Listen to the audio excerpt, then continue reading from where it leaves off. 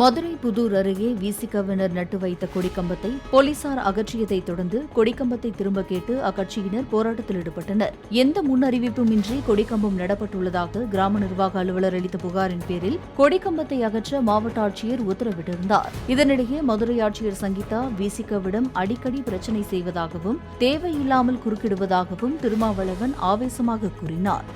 புதூரில் இந்த மதுரை மாவட்ட ஆட்சித்தலைவர் சங்கீதா அவர்கள் பொறுப்பேற்ற நாளில் இருந்து விடுதலை சிறுத்தைகள் எங்கே கொடியேற்றினாலும் அவர் தேவையில்லாமல் குறுக்கிடுகிறார். அடிக்கடி ஏதேனும் பிரச்சனை செய்து கொண்டே இருக்கிறார். உயர்நீதிமன்றத்திலே ஆணை பெற்ற பிறகும் திருமங்கலம் அருகே மேலப்பட்டி என்கிற இடத்திலே விடுதலை சிறுத்தைகள் கொடியேற்ற அனுமதி தாருங்கள் என்று சொன்ன பிறகும் தர மறுக்கிறார். விடுதலை சிறுத்தைகளுக்கு எதிராக தொடர்ந்து செயல்பட்டு வருவது தெரிகிறது. இதை அரசின் கவனத்திற்கு, முக்கியமான மூத்த அமைச்சர்களின் கவனத்திற்கு கொண்டு சென்றிருக்கிறோம். அமைச்சர்கள் அனுமதி அளிப்பார்கள் அல்லது உரிய அனுமதியை வழங்கிய பிறகு நாங்கள் அந்த கொடியை ஏற்றுவோம். ஆட்சி அதிகாரத்தில் பங்கு கேட்கும் திருமாவளவனை பாராட்டுவதாகவும் இந்த நிலைப்பாட்டிலிருந்து அவர் பின்வாங்காமல் இருக்க வேண்டும் எனவும் நாம் தமிழர் கட்சி தலைமை ஒருங்கிணைப்பாளர் சீமான் தெரிவித்துள்ளார். இப்போ உதாரணமா சந்திரபாபு நாயுடு ஐயா அவர்கள் தம்பி பவன் கல்யாணுக்கு துணை முதல்வர் கொடுத்துருக்கிறாரு. அப்படி இது கூட்டணி கட்சிக்கு யாருக்காவது கொடுக்குமா? கொடுக்காதா? ஒன்று ஐயா கருணாநிதி அவர்கள் இருக்கும்போது மகன் துணை முதல்வராக இருப்பார், இவர் இருக்கும்போது மகன் துணை முதல்வராக இருப்பார். இவ்வளோ பெரிய நாட்டில் இல்லாத துணை முதல்வர் அவங்க வீட்டிலே தான் இருப்பாங்க. அதை தான் அண்ணன் எடுத்து கேள்வி கேட்கிறாரு. இனி வரும் காலங்கள்லையாவது இந்த நிலைப்பாட்டில் உறுதியாக இருக்கணும்னு நான் விரும்புகிறேன். அதை அண்ணன்ட்ட அதை வேண்டுறேன். நீங்கள் அதே நிலைப்பாட்டில் உறுதியாக இருங்க அண்ணான்னு சொல்கிறேன்.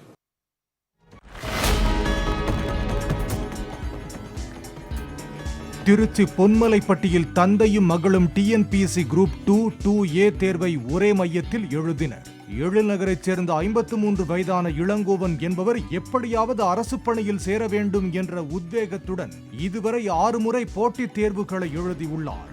அவரது மகள் மதுபாலாவும் ஏற்கனவே 2 முறை டிஎன்பிஎஸ்சி தேர்வுகளை எழுதியுள்ளார். தேர்வு எழுதிய பின் பேட்டியளித்த அவர்கள் இருவரும் ஒன்றாக பயின்று தேர்வுக்கு தயாரானதாக கூறினர். அப்பாவும் நானும் சேர்ந்து தான் ப்ரிப்பேர் பண்ணுவோம். அப்பாவுக்கு நல்லா தமிழ் வரும். ஸோ எனக்கு ஏதாவது டவுட்ஸ்னால் கூட நான் அப்பாட்ட தான் கேட்பேன். அப்பா என்கிட்ட கொஷின் கேட்டுகிட்டே இருப்பாங்க. அப்பப்போ சிலது எனக்கே தெரியாது. அது மாதிரி ஏதாவது டவுட்ஸ், மேக்ஸ் அந்த மாதிரி ஆப்டிடியூட்லாம் நான் அப்பாவுக்கு சொல்லி தருவேன். ஸோ 2 பேரும் சேர்ந்தும் படிப்போம்.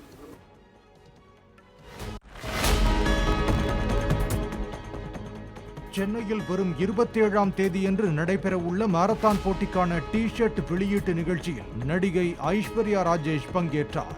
பின்னர் பேட்டியளித்த அவர் தமிழ் திரையுலகிற்கு ஹேமா கமிட்டி இதுவரை தேவைப்படவில்லை என்றும் தமிழ், மலையாளம், தெலுங்கு உள்ளிட்ட பல மொழிகளில் நடித்துள்ள தமக்கு பாலியல் துன்புறுத்தல்கள் எதுவும் நேர்ந்ததில்லை என்றும் கூறினார். இப்போ வரைக்கும் நம்ம தமிழ் இண்டஸ்ட்ரியில அந்த மாதிரி எதுவுமே நடக்கல. கண்டிப்பா அந்த மாதிரி எதுவும் இருக்காதுன்னு நான் நம்புறேன். நானும் தமிழ், தெலுங்கு, மலையாளம், ஹிந்தியில ஒரு படம் பண்ணியிருக்கேன்.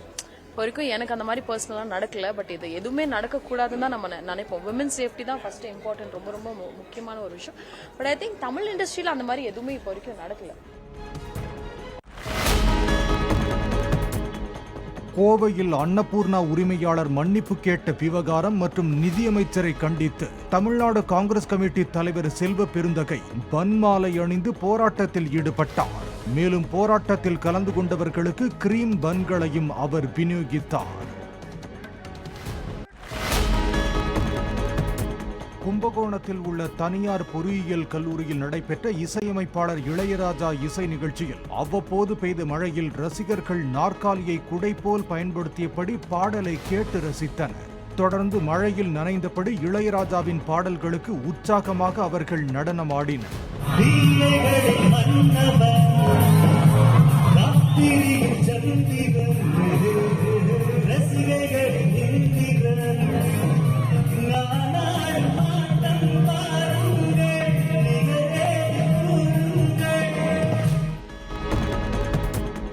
திருச்சி மாவட்டம் சீதாபுரம் பகுதியில் மேய்ச்சலுக்கு சென்றுவிட்டு இருப்பிடத்திற்கு திரும்பிக் கொண்டிருந்த ஆடுகளை சொகுசு காரில் வந்த கும்பல் ஒன்று திருடிச் செல்லும் காட்சிகள் சிசிடிவியில் பதிவாகியுள்ளன.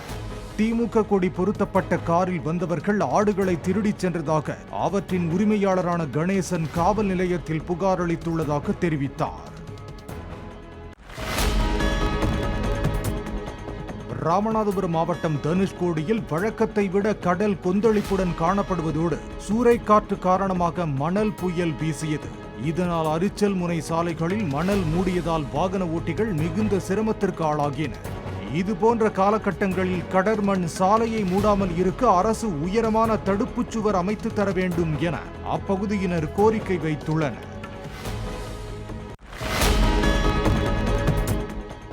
தேவநாதனுடன் தொடர்புடைய மயிலாப்பூர் நிதி நிறுவன மோசடி வழக்கு குறித்து பொருளாதார குற்றப்பிரிவு போலீசார் ஏற்பாடு செய்த புகார் மேளாவில் புகார் அளிக்க 1000க்கும் மேற்பட்ட முதலீட்டாளர்கள் குவிந்தனர். மாலை வரை 315 நபர்கள் உரிய ஆவணங்களோடு பொருளாதார குற்றப்பிரிவு டிஎஸ்பி அலெக்சாண்டர் தலைமையிலான போலீசாரிடம் புகார் அளித்துள்ளனர். அது குறித்து அதிகாரிகள் தீவிர விசாரணையில் ஈடுபட்டு வருகின்றனர். வழக்கு தொடர்பாக ஏற்கனவே 3814 புகார்கள் பொருளாதார குற்றப்பிரிவுக்கு வந்த நிலையில் போலீசாரின் தொடர் விசாரணையில் 301 கோடி ரூபாய் வரை ஏமாற்றியது கண்டுபிடிக்கப்பட்டது. இதற்கிடையே வெள்ளிக்கிழமையன்று தேவநாதனின் நேர்முக உதவியாளரான சுதீர் சங்கர் கைது செய்யப்பட்டுள்ளார்.